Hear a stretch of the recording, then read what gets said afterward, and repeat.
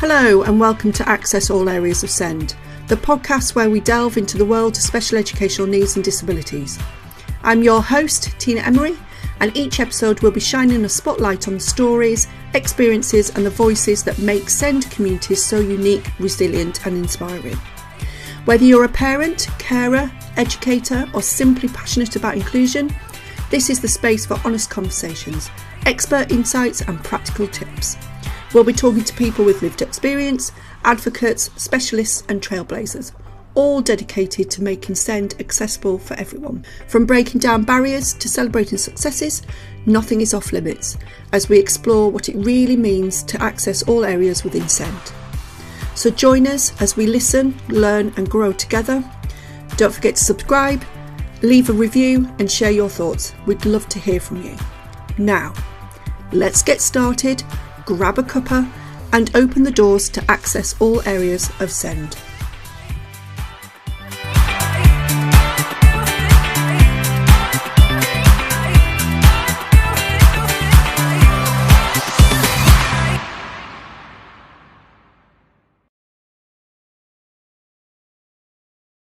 Hi, good morning and welcome to Access All Areas of SEND, the podcast.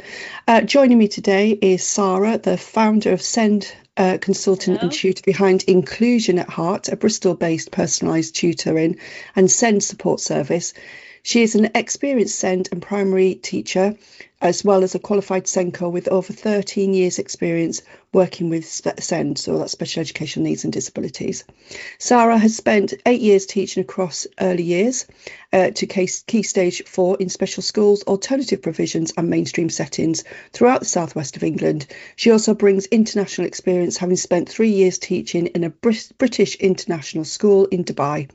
Her passion for inclusive education is deeply personal, inspired by supporting a close family member with additional needs. This lived experience, alongside her professional expertise, drives her commitment to supporting children, young people and families and schools. After returning to the UK, Sara founded Inclusion at Heart to provide tailored, relationship-led SEND tutoring and SEND consultancy. Alongside one-to-one tutoring and mentoring support, she delivers outreach sessions for schools and families, helping to create inclusive and accessible learning environments where every learner can thrive. Sara's mission is simple: to support families like her own and to put inclusion at the heart of education, empowering students to reach their full potential. Wow. What an introduction. Nice to see you. How are you? Thank you for having me. Oh, you're very welcome. Okay, so let's just talk around SEND inclusion in the classroom first, because this is what you support families with. So what does that mean to you? What does it look like on the ground? Because it's such a big statement. It's something that you are extremely passionate about. I've had several conversations with you. So how do you do that? How do you help and support? And what does it look like, on the ground? Because, we do know that, EOTAS or EOTIS, or education other than at school, or education other than in school, so different acronyms but same meaning, are on the increase. So what does that look like? Tell us what that is. So I think inclusion, as we know, is a massive part of our schools in the UK, and it's something that we are really proud of. When I work in school, when I work in specialist settings, all the students have and they all have additional needs, and they're all kind of together in different classes, in different age groups. They're supported by their needs and abilities. I think when you kind of look on a mainstream side, you might have mainstream classrooms who have SEND students students who may need that extra one-to-one support, or you might have more interventions. So I think it's totally different, isn't it? In every school you go in, and inclusion will look differently in each and every school. So I think that's very important, to note. But I think for inclusion, for me, is, it's the word inclusion, ensure that everyone is included, isn't it? So everyone has a voice, and everyone, they feel listened to, and they feel safe, and they feel supported, and they feel cared for. That really, really nurture package, but also that they are having their needs met. So whether they have EHCP or they don't have an EHCP yet, or, you know, I think they've got undiagnosed at SEND. You know, there's a whole category of things going on, isn't there? So, but it's just the heart of that is, you know, the child is at the centre, and we need to ensure that they are supported and included. For sure. And I was reading a report actually over the weekend from Sky News that actually said the number of children being taught at home increases by 15% in a year. So that's now more than 175,000 children were educated at home in the year 24-25, and that's up from 153,000.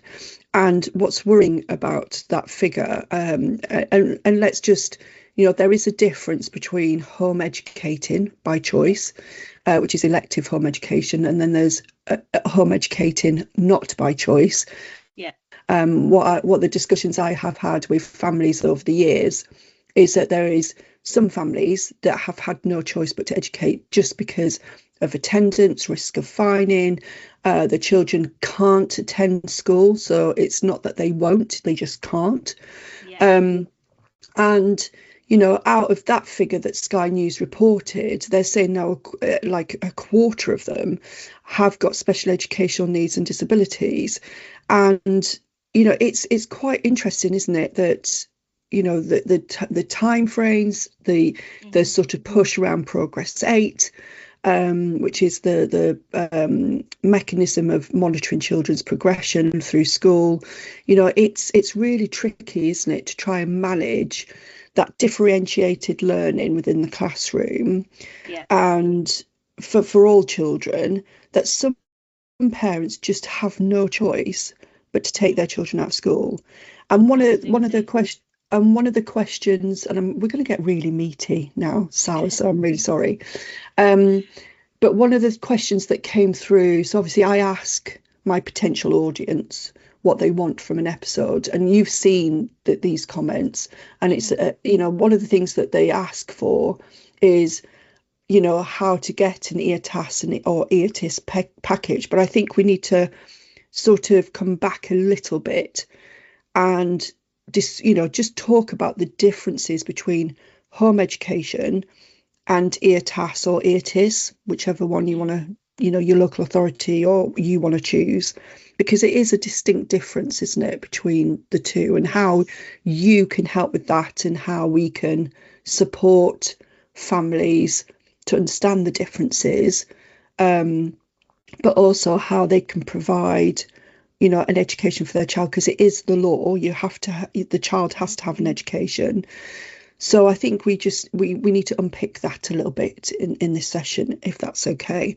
So let's start with what the differences is and how you can support either, whether they're home educating by choice, or they aren't, or they want to go down the EOTIS package route.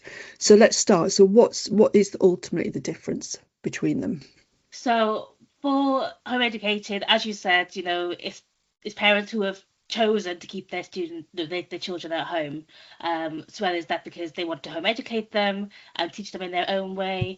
They don't want them to go to school setting, you know, so that is a completely different ball game. When you look at EOTAS, to have an EOTAS, firstly and most importantly is that child has to have an EHCP. And that's an education, health and care plan. Yes. Just in case anybody doesn't know. Yes. So they need an EHCP. Yeah. And then if you're home educated, you would not have an education healthcare plan. It would be down to the parents to kind of support the students if they had any additional needs.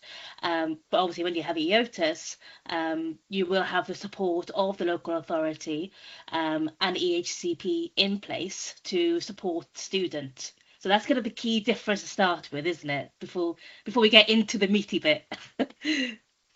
Yeah, and you can provide support with either, can't you? Like if somebody is home educated by choice, that you know, and they wanted to look at how they're teaching their children, or they might think that they have additional needs that they might want some extra support with, then obviously you can help with that. Yes, yeah. So I support, students who are currently in school who, may need extra support if they're mainstream or specialist.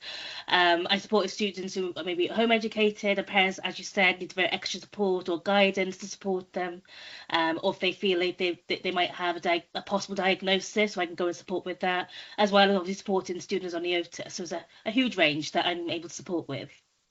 And how do what's the fundamental issues that's facing those children that are struggling in the classroom, and parents are thinking about maybe educating them at home is the right way to go, and they haven't got an EHCP, so they haven't got an education, health and care plan.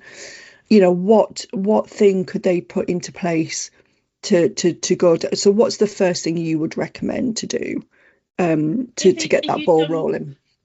If you don't have HC plan, they're currently in school, is speaking to the school SENCo to be able to start kind of the process.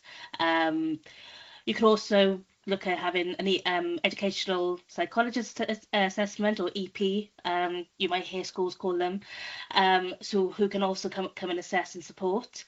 That's kind of your first step. If you are currently homeschooling and you're looking to get an EHCP, then you'll be going direct to your local authorities, to the SEND team, to then start try and get the EHCP process started. Okay, cool.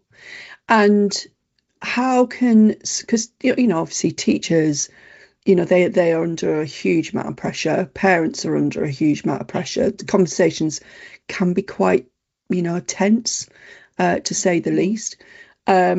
So how is there any sort of like quick tips, I guess, around how a teacher, so looking at it from your sort of professional point of view, what is there anything that can support the teachers in who are listening to this podcast, who are thinking, do you know what, you've just described a child or a couple of children in my class, how can I make that different for those, how can I make it a different experience?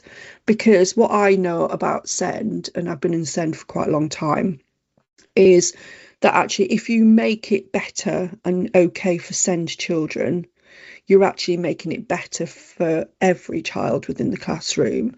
It also helps with the inclusion, because you're not sort of segregating these children differently.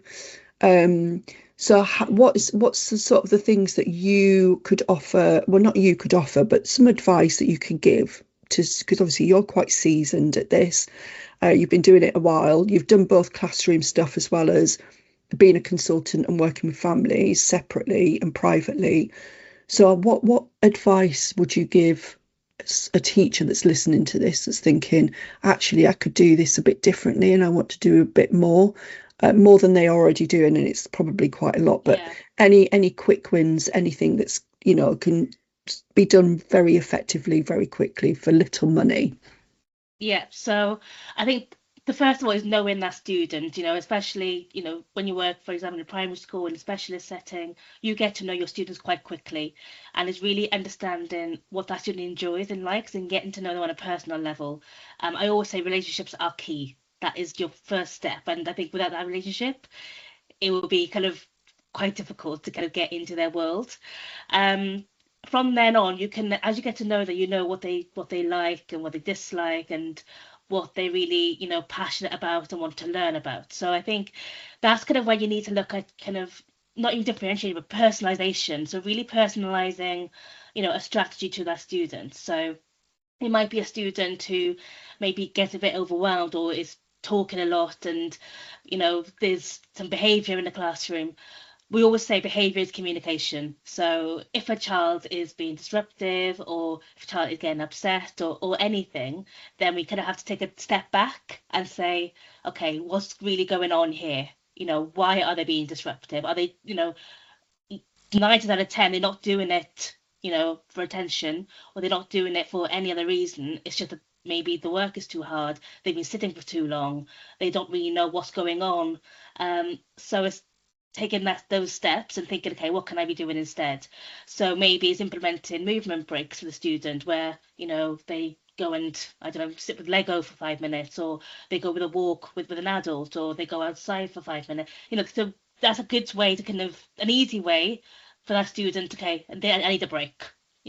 Maybe having now a next board or a visual timetable, up in your classroom, a person now a next board for that student, so they really understand, okay, now it's carpet time, next is work time. Making it really, really simple, and really, understanding for the student to understand what's happening next. Another strategy you could be using is maybe using fidget toys if they find it hard to sit down for very long, or like a wobble cushion. That can help. There's lots of kind of quick fix type things that you kind of put in place. It might be reducing the work, so if some students are writing a paragraph, the student writes two or three sentences, or draws a picture. It's kind of really making it as easy as possible, and to ensure that child is still included in that lesson. So yeah, there's lots of different ways. But yeah, I could talk that. No, I think it's really good.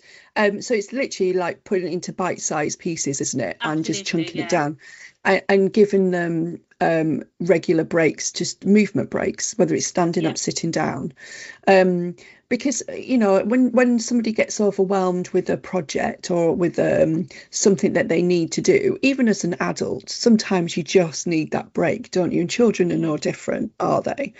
Okay, so if then so you're having these regular breaks, you're noting down the differences between the rest of the classroom and these children that may not have a diagnosis, but it is about, like you say, just getting to know the child. And equally that's true for parents, and families.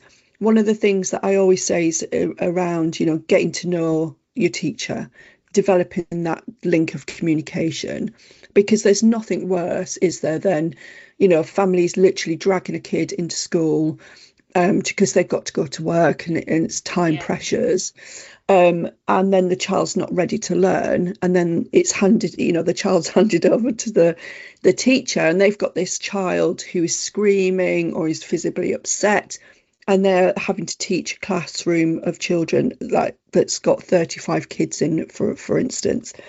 It's a lot, isn't it, for both the parent, the teacher, and the child sort of in the middle of this. And I do want to touch on EBSA or EBSA, or emotionally based school avoidance, because that's something that's sort of has come into again in the questions that I've asked the potential listeners, and we just want to touch on it today because I'm going to do a future episode fully around EBSA, and it is a thing, isn't it, like that children are getting anxiety from going to school. And do you think that you just talked about chunking it down and not being overwhelmed. Do you think that some of that is to do with the anxiety, that it's a lot for a child to take in, isn't it? It can be a lot of pressure on some children as well, especially as they get into secondary, and you think of all the transitions they do going from class to class, and the homework, and when they get to do exams. Like, there is a lot of pressure as they get older, so I think that's also very important to note. Yeah, and children obviously sometimes don't have the sort of articulation, so they can't really verbalize to an adult how they're feeling, because they're not quite sure how they feel.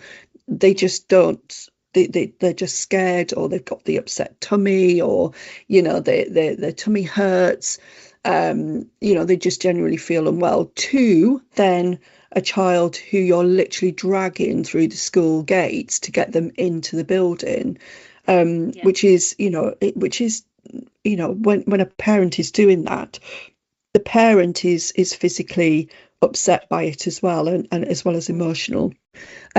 So again, how is it down to communication? Is it about making sure that there is that communication with the school first and foremost that gets that sort of conversation rolling, I guess. Yeah, definitely. I think that's your first port of call to kind of really understand what's going on. As I said earlier, behavior is communication. So, if they are feeling that way and, like I said, may not be able to verbalize it, but you can clearly see there's something that's really, really upsetting them. It's trying to work out what is really going on and what can we be doing to support that student. And like I said, communication is really key at that point, to really understand what's going on and what your next steps are, really. Yeah. Okay. So if you've got a parent that's come to you and the child is now been taken out of school. Again, we're going to talk about it could be electively taken out, or it could be that they feel that they have no choice, or they it's just not working and the child is physically upset. And the thought of dragging them into school every day is really upsetting. And we know, and I just want to touch on COVID as well. What we know about that is that when COVID happened and we were homeschooling our kids, because they couldn't go into school or college or whatever, children's behaviours at home changed. In some cases quite dramatically, and so the sort of homeschooling carried on from that, or home education carried on from that. What is this? What should parents do in the beginning when their child is out of school and they are starting the home education process, and they want, the thoughts are maybe they want the child to go back to school at some point or go into college at some point, but they're not sure when. What is the process that can help and support families in doing what they're doing at home, and bringing people like you in, or whoever? What could they do to support their child and young person within home settings? So I think it's really important to kind of, when they're kind of at home and maybe if you made a decision that either maybe they're off for a few weeks or you're going to see how things go, or like say, if you electly decide to kind of keep them off school, then it's kind of important to understand that, they can't just be not doing nothing. That there needs to be something in place to support them, because a lot of these students, they need kind of a routine and structure to their day. And I think that is really, really important. I think without a structure and routine, it will make life quite difficult. So ensuring that they still have access to some sort of learning, whether if they're off school for a bit and the school provides online learning, or online activities, um, or that you're supporting students, whether it's using revision guides or practical activities, or, there's something in place so there is still an element of learning. Because I think that's really key, because I think otherwise, if you've got a young child and then this, you still got quite a lot of school time to kind of fill, isn't it? So I think that's really, really important. And then potentially looking at different kind of interventions that can be put in place or support with from therapists, or how to be filling that time. Because the reality is they're not going to be sitting down for 6 hours at home accessing lessons. But again, as we kind of how we did in the classroom, is chunking that down and making it really, a lot shorter. But there's still some sort of routine and structure. Okay. And so if they want to do the EOTAS, EOTIS packages, and there is a definitive need, might not be diagnosed, but there is a definitive need there, then it is a case of starting the process of an EHCP, isn't it, really? Yeah. To give that structure. I mean, anybody can home educate, that is a choice, Yes. what they're talking about. But anybody currently can home educate. And it's about making sure that everybody, including the adult that's giving out the education, is okay. It's not just about the child, is it? Because I remember when I did it in COVID, it did send me slightly over the edge, and to a glass of prosecco at one point, because it's just such a lot, isn't it? And it is. And I absolutely get it, that parents are doing it for their child, but it's okay to say if it's not working for you, and how to do other things Yeah, and I think it's isn't really it? important to note that actually there are people like myself who are there able to support, whether it just might be through an initial phone call or, just through a couple of sessions to kind of support. There are people out there. I always say you're never alone. And I think through doing this job now of working in, inclusion at heart, and I definitely having the same conversation with lots of different parents, and it's all kind of the same thing. I don't know how to support my child and what else can I be doing, and that's really important. So you're not alone. No, and I think if you're going to go down the home education route that you're chosen rather than the EOTAS or EOTIS, there are home education school networks, Yeah, aren't there, on there are. various And I have platforms. found, huge amounts of Facebook groups, and some of them they're really, really good because you speak to other parents who are in very similar situations. And I think that's also really important. It definitely is. Talking from my experience as a parent with a child with additional needs, it's definitely safety in numbers almost. Like Mm, the only people that tend to get where you are and what you're doing and where you're coming from are other yeah, people in that similar situation. I mean, their journey and their story might not be exactly the same as yours, and because everybody is different, and some of the experiences might be slightly different, but actually you can offload in these groups, you can have a yeah, conversation, and it definitely is like worth, if you're thinking about doing it, is finding out, doing some sort of research first, isn't it? yeah, And thinking about whether or not this actually sort of fits with your life, your lifestyle, because it does change. I mean, I did an episode around parent carers and what it's like to be a parent with a child with additional needs, and the words, parent carers, because actually most of us that are parents with children with additional needs didn't even know what a parent carer was, mm, and the differences that brings, and the choices that we have to make around, like sometimes we change our careers, we sometimes have to stop working. This is exactly the same sort of thing, isn't it? That yeah, actually it could be that you have to make a decision that ultimately changes your life completely. And it might be for the better. Your child might be more settled, which then gives you more sort of serene moments at home. yeah. Um, but it might not. And so, it's that research that you have to take. Have you had families that come to you with that sort of dilemma? And, have you had families that have gone, oh, yeah, we're going to try it and see how we go? And it's worked brilliantly for some, but may not Yeah, have I worked mean, brilliantly for very, others. very recently, so I was one of my students I'm tutoring, and been out to school for a while, and school just wasn't working. And I think it was really important for the parent to have access to some sort of education. And I think they knew that school probably at the moment isn't the best way forward. I think also important that EOTAS is not a permanent or a long-term thing. It can be for as short as needed for that student until maybe they're ready to return to school at some point. Um, and it's kind of been looking at what could we be doing, and we've been looking at different types of alternate provisions they could be accessing, or some sort of mentoring, or obviously me going in to do some tutoring twice a week. So there's lots of different things that are out there that children can access, because part of the EOTIS, yes, okay, they might be at home, however, they can still be accessing education through an alternate provision, or through online learning, or a tutor coming to the house, or through having therapy. So there's lots of kind of other ways you can be building into their timetable as such. And let's just talk about AP, so alternative provision, because some families may not have even heard what that is. Mm, And in some local authorities, now pupil referral units, so those children who have been permanently excluded from school end up in a pupil referral unit. That's what they used to be called. They're not now. They're part yeah, of AP, which is right. What is alternative provision? Because some people will listen to that and go, not sending my child there. But actually, alternative provision is a huge umbrella that it means is. lots of Yeah. different things.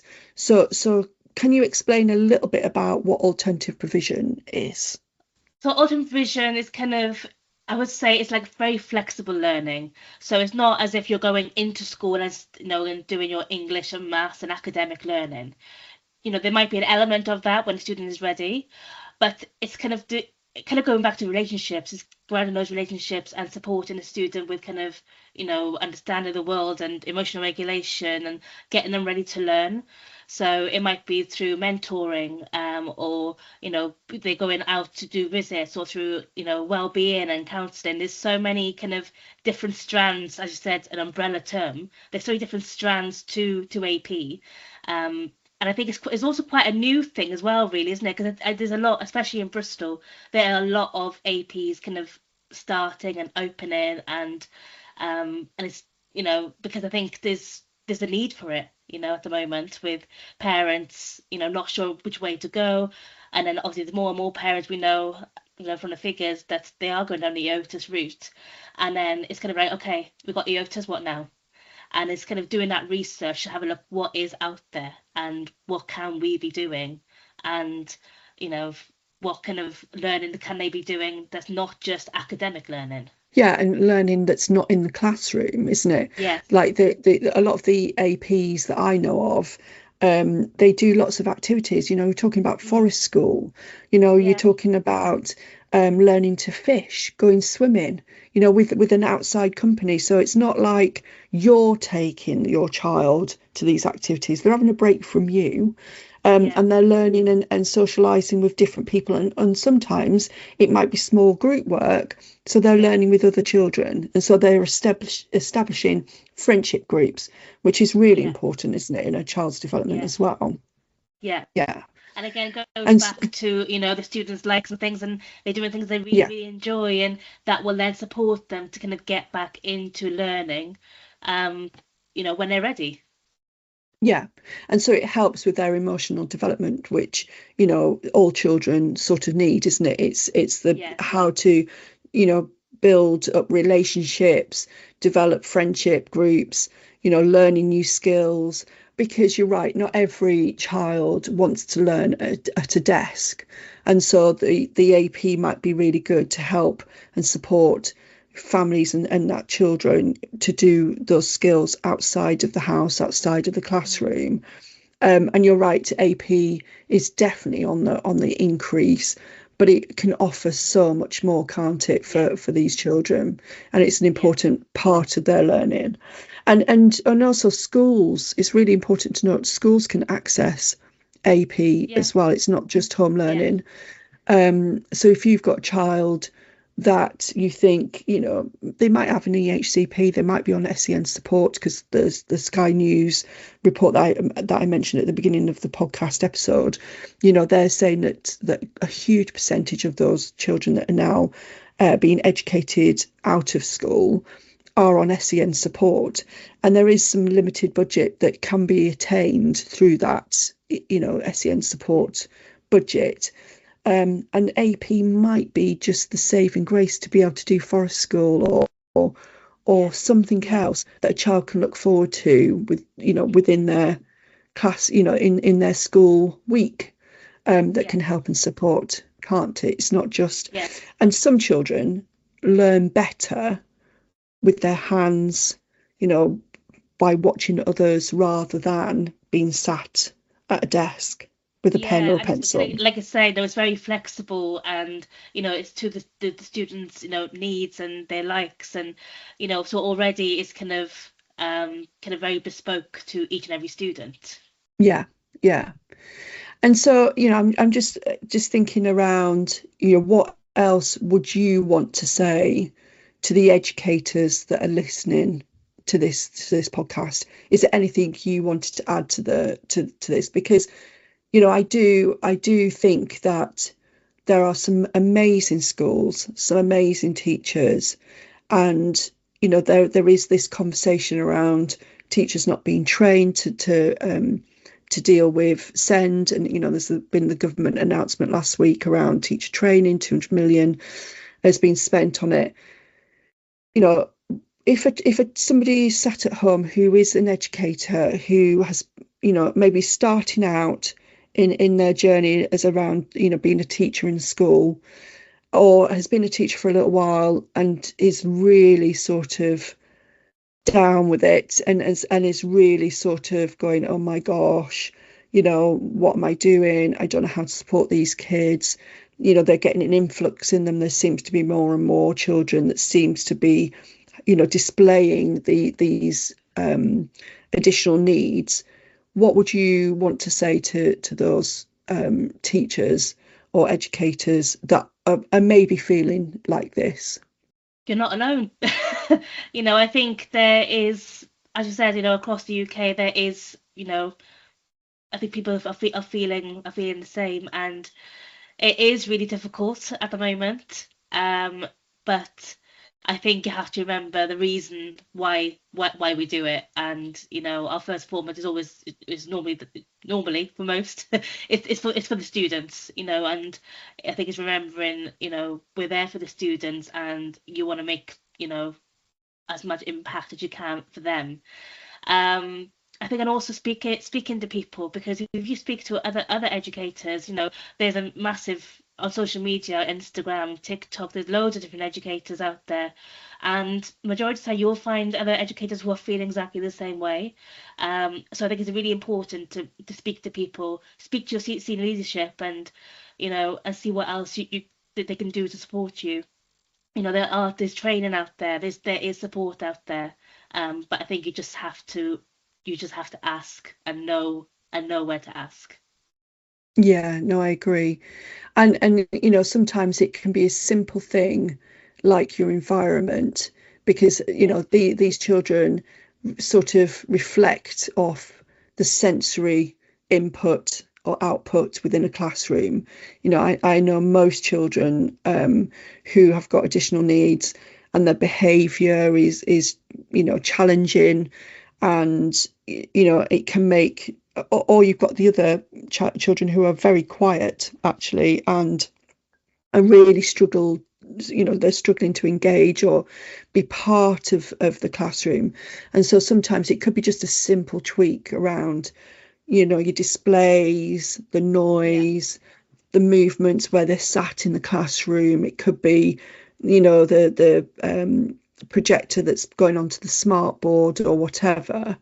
It can be the noise around that. It could be something very simple, and it's always worth, isn't it, starting at the beginning and doing simple things first, as well as obviously communicating with your peers. I think that's really important. And there are some very good kind of sensory checklists online as well that you can use, and can almost process of elimination, like you said, is it too busy? Is it too loud? Is it too much going on? Are there too many resources out? So by doing a checklist, it's quite an easy way to then try and work out what else can I be doing to, safeguard and protect the environment, to ensure the student is a lot happier there. Yeah, no, for sure. And to families. So if a family is listening to this, mum, dad, grandparent, auntie, uncle, whoever is listening to this, and they are really struggling to get their child through the doors of the school, every morning it's the same thing: brilliant behaviour, at weekends child is amazing, and then come Monday morning, or even actually Sunday night, the sore tummy, the sleepless nights, the anxiety is rising within their children, and they're literally, they need to go to work, they need to pay for their bills, and they're literally physically dragging their child through the door. What advice would you give to that family that are really struggling, that may be listening to this? I think it's kind of listening to your child, and again, behavior is communication, and understanding what is going on and what can we be doing. So again, speaking to the school and trying to work out what is going on, why are they getting upset, and also process of elimination. But again, you're not alone. That seems to be the tagline during this podcast, that actually, again, there is support out there, and never feel that you should be in that situation. There is support out there to support you and the child to get through this. And it might be, like you say, through a process of elimination.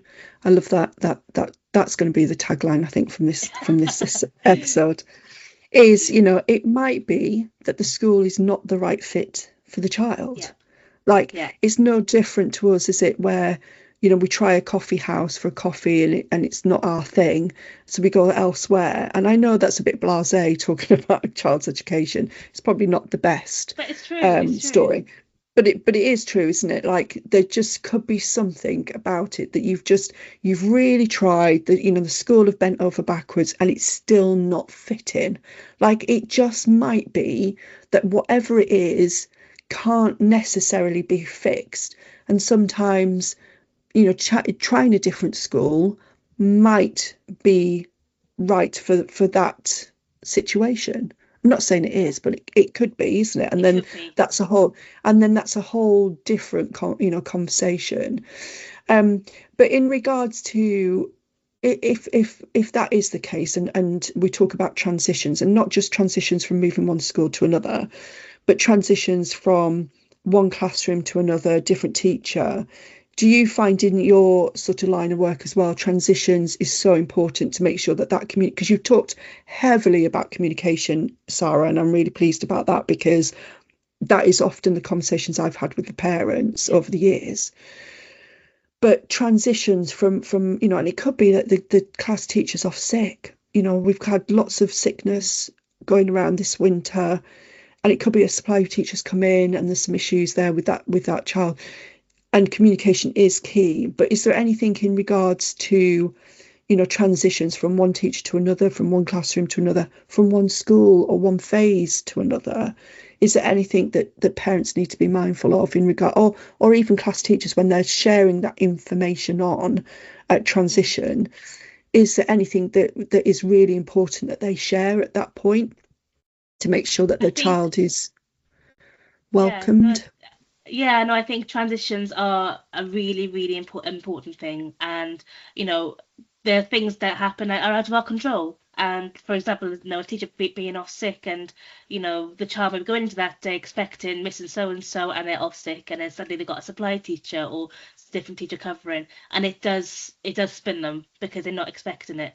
So I think it's really important to kind of, as soon as whether you're as a parent or as a member of staff in a school, that you kind of explain that to the student so that they are prepared, whether it's even just having a name or a photo or having a plan for the day, okay, the teacher's off sick, but today this is still happening. The time is exactly the same. It's just a new person in there. So I think it's being really, really clear to show them that actually, they need to understand and know that there are changes happening, because you know it's so important, because I think otherwise it'll be really, really tricky for them the whole day. So that really open communication. If you're kind of looking at transitions, more in a going from classroom to classroom or from school to school, then I think it's looking at doing like pre-visits or um, social stories or visuals or photos. So there's lots of different ways you can then support a child if they need that extra support with transitions, rather than just being it more of a surprise, because that's when they will find it really tricky. Yeah, no, I agree. And visual timetables and multiple visits is really, really helpful to do, Yeah. isn't it? Because you're starting that conversation. I would say as well, any supply teachers or any teachers that are going in to this situation, please ask about SEN kids that are in the classroom. Because what I have known over the years, and I've worked in schools years and years and years ago, is that they don't always ask. And Mm. that's then when you're having that battle, aren't you, with that particular child, and that child's having a bad day because you're right, they're expecting normality. They are expecting a similar day to what they had the day before or last week or whatever. And if they're not understood, then that's where the issues could be. So if you are Yeah. that teacher going in, please, please, please ask somebody in the know who can direct you or advise you of what SEN kids are in the classroom. Because over the years, and certainly even recently, I know sometimes that doesn't happen. And it's no fault of anybody's really, because often you know about the sickness at the very last minute, and you're going to an agency, or you're asking somebody to fill in within the school at the very last minute, and so things do go out the window. Mm. um but it is always worth asking, isn't it, that Definitely. yeah. So final word, Sara, anything that you want to add before we end this podcast, is that, I mean, I know we've talked about communication and we keep going back to communication, but that really is the key, isn't it? It is that conversation. Really is. Yeah, and I think the other bit of we said throughout it is that you're not alone, and please do speak to people, you know, and you know, I always say to parents, like, if you need to have a phone call, you know, I'm always happy to have a phone call with parents if they just need that initial support, you know. So please do reach out to anyone who, you know, kind of like me, you know, within your local area, or anyone, you know, we can support you and kind of point you in the right direction of whatever you might need. And the same as for educators as well. If you feel, you know, you'll feel a bit stuck or overwhelmed with something, please do reach out. We can support you and point you in the direction of other people who can support if we can't. Perfect ending. Thank you so much, Sara. So if you want to get in touch with Sara, she is on social media. It's under the name Inclusion at Heart. Thank you again for your time. It's been a really good conversation. And please do reach. You're very welcome, and please do reach out to us as well at the podcast Access All Areas of SEND. We are available on Facebook as well as other social media like YouTube and TikTok. So please do reach out. Thank you. Thank you for joining us on Access All Areas of SEND, the podcast, brought to you by Emery Knowles Consulting. We hope that you enjoyed today's episode and it's given you new insights and practical ideas to support inclusion. If you found this episode helpful, please click subscribe, leave us a review or share with someone else. For more resources and updates, follow Emery Knowles Consulting on Insta, Facebook and TikTok. We will be back soon with more personal experiences, strategies and voices from across the SEND landscape. Until the next time, keep championing inclusion for all.